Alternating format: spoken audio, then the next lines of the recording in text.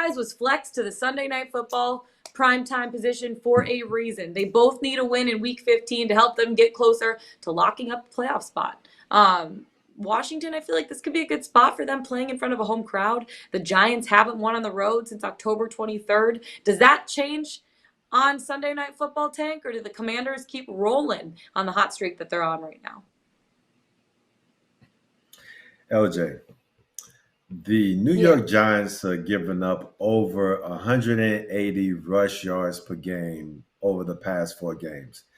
Thanks. Like, the only way that I can really break this down for you is that I feel that for the past few weeks, every time they finish a game and then they turn the page to their next opponent, they see a picture of Nasty Nate looking at them. And if you're not familiar with Nasty Nate from Half Baked, on the calendar in his orange Speedo, getting ready to take somebody's cocktail fruit.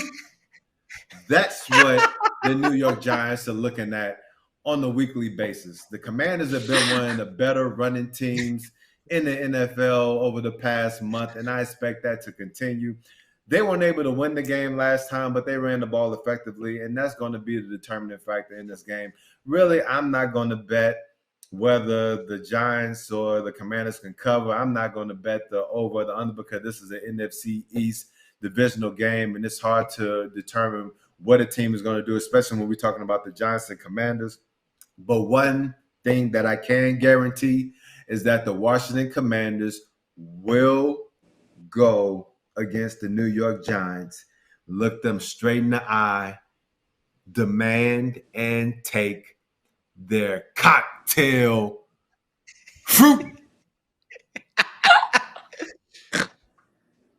Exclamation point, dot, we gotta dot, snort. dot.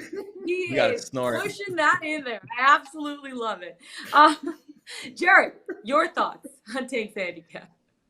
I haven't gotten a snort from LJ in months. It's been weighing on my mind. No, I'm telling you, I keep track of them. It's been a while. I haven't gotten a snort in a while. So, and again, it could just be you making the adjustment of not snorting as much on air because let's be honest, that's an adjustment that I would probably try to make. But you let it fly for this, and I think that's noteworthy here. Well, if I gave you my cocktail fruit every day, Tank, then I wouldn't get my vitamins, right? And the Giants the Giants have not been eating their vitamins of late. I think I had to go there. This is one of my favorite movies of all time. I could quote that movie all free. It's a great movie. Great movie. 666. It's been rough sledding for this Giants team. And I think offensively, I don't really know where you turn at this point. Because Daniel Jones continues to be on the struggle bus when it comes to diagnosing things. Mm-hmm. And you saw what that Eagles offense did on Sunday. I mean, I love the under in that game. And I thought maybe we'd see a little bit of, de-throttling from the Giants and especially the Eagles once they had a lead in that game. But the special teams flukiness and the Giants dropped the punt and then tried to kick it. And it it was ugly. At all 3 phases of the game, offense, defense, special teams, it was ugly. And it's been ugly for about a month or so.